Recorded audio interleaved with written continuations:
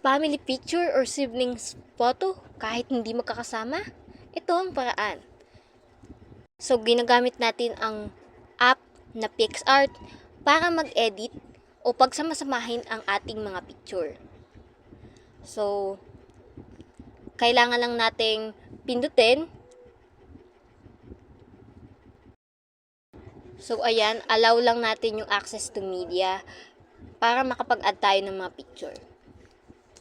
So, as you can see, ay pinindot ko yung all backgrounds, then pinili ko yung white background para mas maganda. And then, X lang natin yan.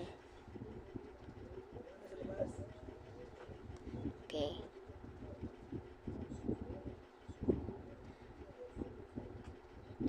So, pipindutin natin dito is yung add photo.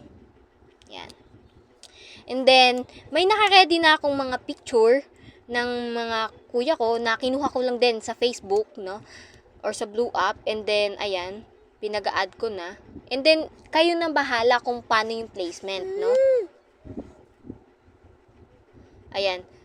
As you can see, kinrap ko na din siya para magkasya kaming 5, since 5 kami, no? Kaming magkakapatid lang yan. Pero kung gusto nyo na, family picture talaga is, ayusin nyo din yung placement para hindi kayo magkagulo, no? Since 5 lang kami, ayan, inayos ko ng ganyan. And then, syempre add pa natin yung iba nating mga kapatid. Add photo again. Pag kompleto na tayo or kontento na tayo dun sa placement ng ibang mga kapatid natin, no? So, ayan. Ayan. And then, yung ate ko, kuya ko, ayan.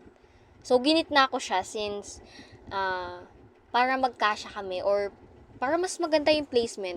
Depende naman sa inyo kung paano yung placement nyo. So, pero sa amin kasi, since tatlong magkakapatid magkakasunod and si Kuya Chris or yung nasa gitna yung pangatlo, so parang gitna talaga siya. So, maganda yung placement ko. So, kayo bahala, no? And then, dito naman, no, aayusin natin or tatanggalin natin yung background. And then, paulit-ulit lang natin yun dun sa iba pang mga picture na kailangan nating tanggalan ng background. Mas maganda kasi if walang background para pag i-edit na natin mamaya, mas formal, ma-edit yung mismong background. So, yeah, mas kailangan or mas maganda na matanggal natin. Libre lang naman yan. Pipindutin lang natin itong parang pambuka. Doon sa side, ayun, pinindot, nakita niya, diba? Ayan, person, okay? So, sandali lang, diba? Ang bilis lang. Ayan, kita niyo.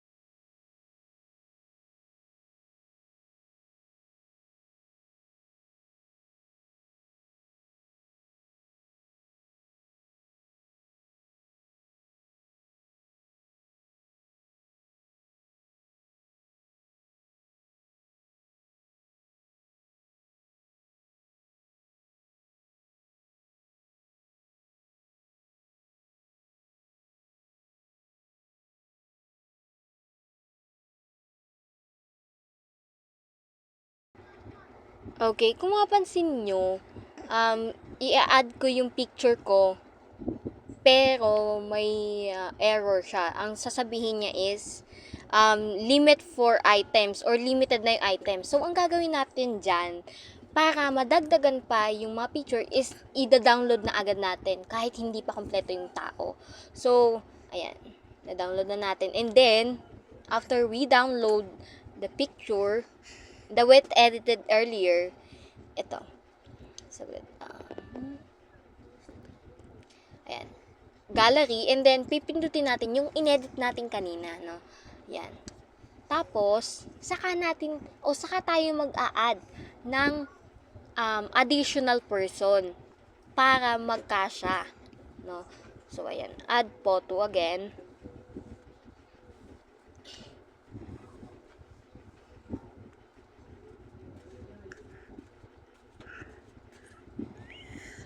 Ayan. Add, okay. Yan.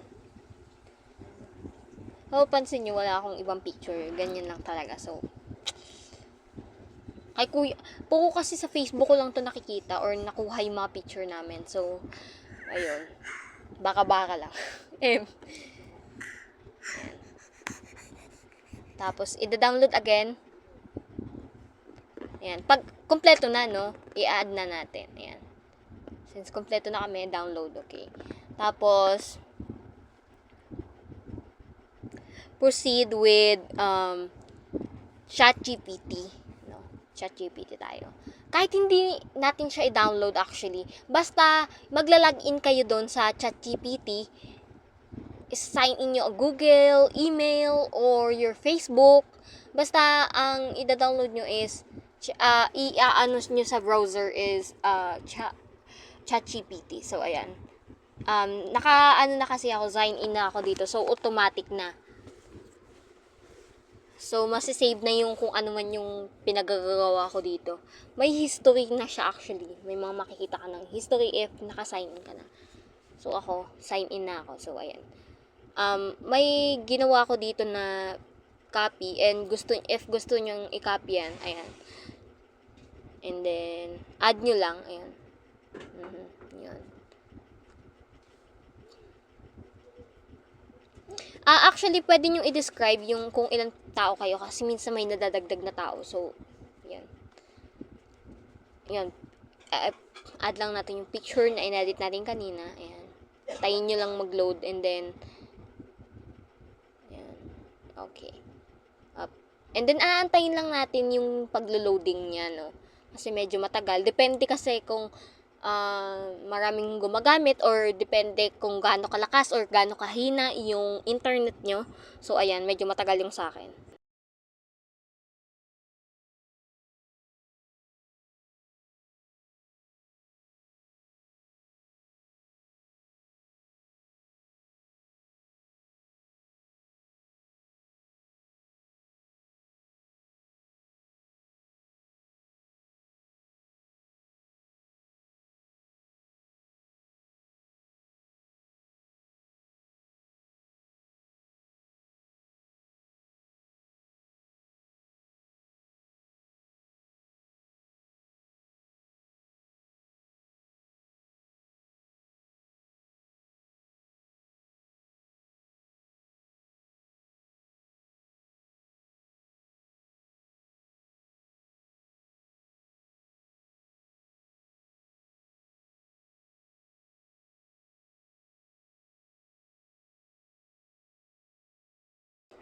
So, ayan, no, after ng paghihintay natin, ayan na, oh, kita nyo.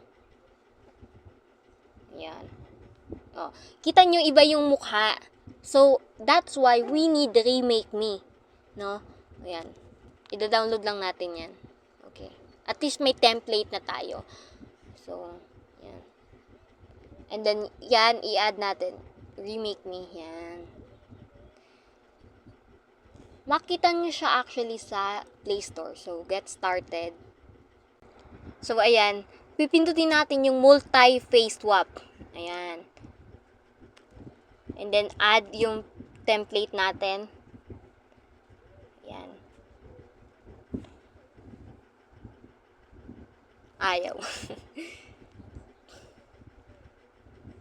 Ayusin mo. Tsaka. Ayan. Antayin lang natin, no? For once in a while. Kailangan natin maghintay. Sige. Para sa tamang panahon. Ayan. medyo matagal. Depende, as I mentioned earlier, medyo depende sa internet. So, ayan. Dahil multi-swap siya, no? Ayan. I-edit natin base sa gusto natin, no? Ayan. I-add lang uli natin yung mga picture nung ating kailangang i-edit. So, since screenshot lang naman, in-screenshot ko lang naman sa Facebook to. In-screenshot. So, screenshot tayo. Ayan. And then, mga kapatid ko. Ayan. Kuya ko. Mas better, mas malinaw, mas liwanag yung mukha. Kasi pansin mo, yung isa kong kapatid, medyo madilim yung mukha niya dun sa picture. Kasi madilim yung picture. So, that's the outcome. So, kailangan kung magpipicture kayo, dapat mas maliwanag, mas maayos, mas maganda. So, ayan. Ayan, yung ate ko, medyo nag-iba yung face niya. So, ayusin natin yan. No? So, parang ibang-iba. Parang tumanda talaga siya dyan. Ayan, so, ayan. Hindi ko na-edit yung mukha ko kasi maganda talaga ako. Charot! So, ayan. Tapos, swap face, no? And then, antayin natin yung paglo-loading niya. And then, kung halimbawa makontento na kayo dun sa picture nyo, ayan, antayin lang natin, pwede nyo nang i-download. Pag hindi pa, ulitin nyo uli. Pwede yun. So, depende naman sa inyong gusto. So, habang inatay natin, no? Ayan. So, ayan, after a while, na paghintay, ayan na. So, kung satisfied ka na dyan, download mo na. Antayin uli natin.